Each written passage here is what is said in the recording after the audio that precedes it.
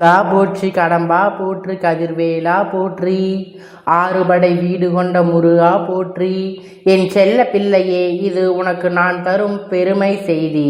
இது தவறவிட்டால் இந்த முருக பெருமான் பொறுப்பல்ல.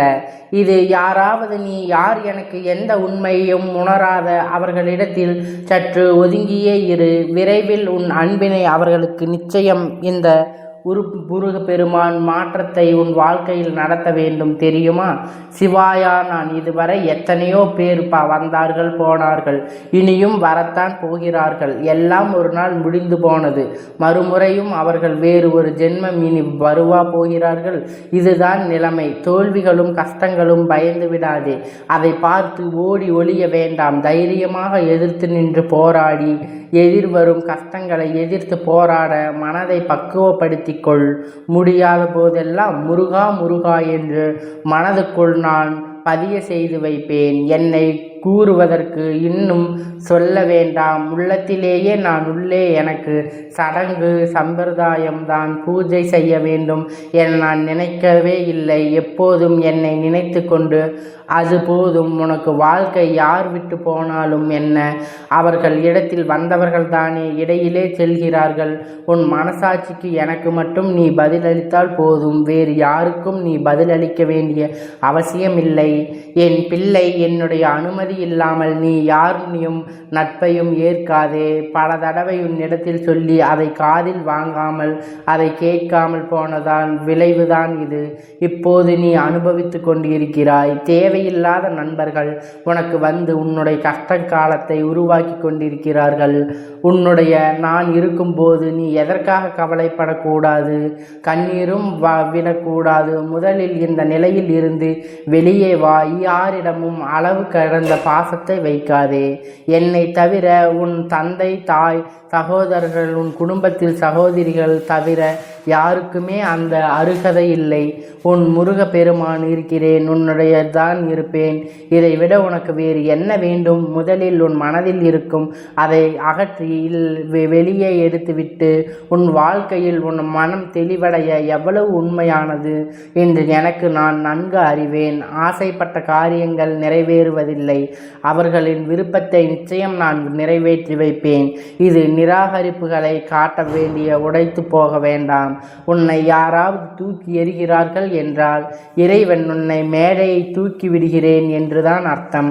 அதே போல்தான் உண்மையை வெகு நாட்கள் மறைக்க இயலாது.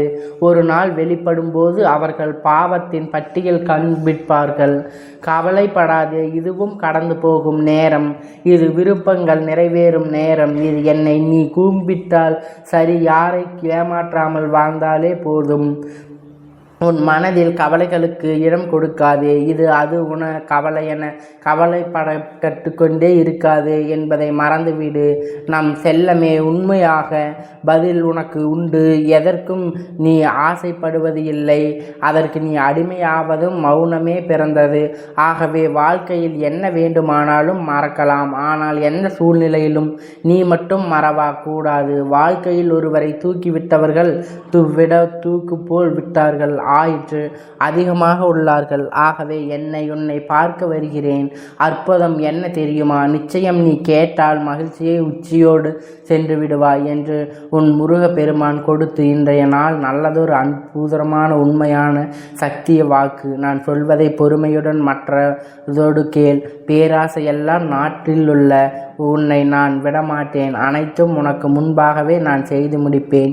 நீ வேண்டுமானால் வரும் அச்சயத்தில் ஆழ்ந்து போகிறாய். என்னுடைய பேச்சு அல்லவா அதற்கு ஏற்ற ஒரு வருமானம் உண்டு என்பதர் அதுபோலதான் போகிறீர்களே.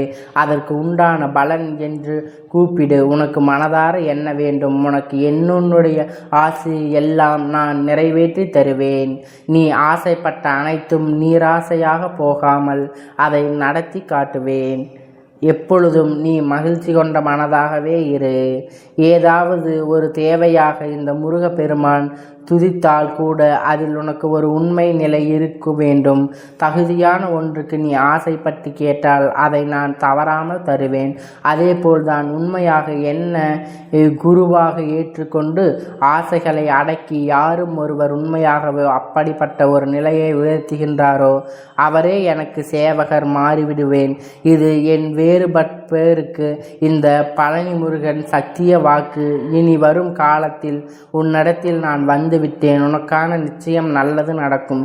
இது முருகப்பெருமானின் சத்திய வாக்கு, அருள் வாக்கு.